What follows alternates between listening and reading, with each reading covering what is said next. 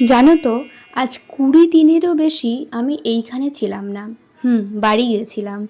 কারণ এতটাই শরীর খারাপ হয়ে গেছিলো যে বাড়িতে আমাকে বাধ্য হয়ে যেতেই হয়েছিল। আজ প্রচণ্ড গরম।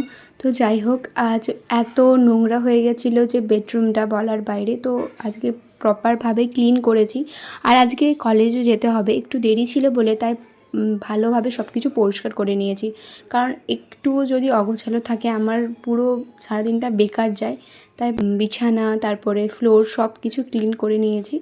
আর তারপরে হচ্ছে যে বেরোবো বলে সব কিছু রেডি করে নিয়েছি, মানে কলেজের ব্যাগ গুছিয়ে নিয়েছিলাম আর রেডি হব বলে সব কিছু করে নিয়েছি।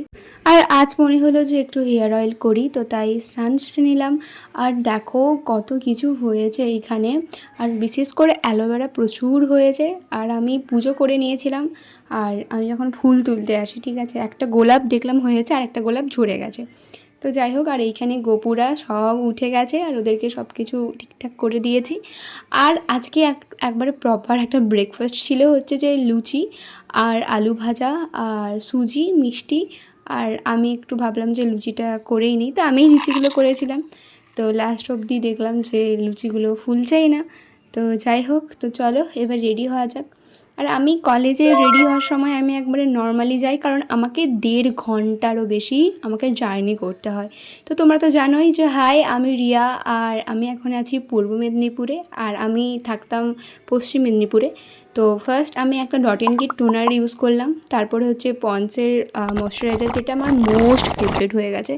আর এটা হচ্ছে যে একটা সানস্ক্রিন, তোমরা দেখতেই পাচ্ছ যে কী, তাও আবার কমেন্ট করো যে সানস্ক্রিনটার নাম কি, যেটা আমার এত এখন ভালো লেগেছে বলার বাইরে। তো আমি আরও একটা সানস্ক্রিন ইউজ করি, তো মাঝে মধ্যে যখন যেরকম। তো যাই হোক, তারপরে একটু লিপ গ্লস লাগিয়ে দেন রেডি হয়ে কলেজ চলে গেলাম। কারণ আগেই বললাম যে আমার 1.5 ঘন্টারও বেশি লাগে কলেজ যেতে। তো অনেকটা জার্নি করে যেতে হয়। তো আমি এখন রেডি। দেন হচ্ছে যে আমাকে এবার কলেজ যেতে হবে। তো তার আগে বলি যে প্লিজ একটু কমেন্ট করে দিও, আর যেখান থেকে দেখছো ফলো বা সাবস্ক্রাইব করে দিও। তো এবার আমার বাসের পালা, মানে আমি খুব কষ্ট করে একটা সিট পেয়েছিলাম, মানে কি বলবো, ভগবানকে অনেক ডেকে। মানে আমার পায়ে প্রচণ্ড লাগছিল। আর তারপরে অবস্থা খুবই খারাপ, কলেজে যাচ্ছিলাম আর কি।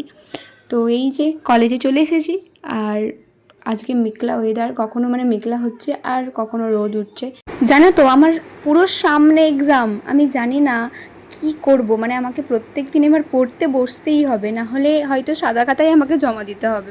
তো দেখো এখানে বারবার বৃষ্টি হচ্ছে, একবার রোদ উঠছে একবার। তো আমরা প্রায় 40 মিনিট দাঁড়ানোর পর একটা বাস এলো। তো যাই হোক, আমাদের পায়ের অবস্থা খুবই খারাপ হয়ে গেছিলো। তো আমরা গল্প করতেছিলাম। আর তারপরে বাড়িতে এসে দেখি দুটো পার্সেল, আর আমি তো দেখে জাস্ট অবাক। তো যাই হোক, তো পরের ভিডিও দেখা হচ্ছে, টাটা।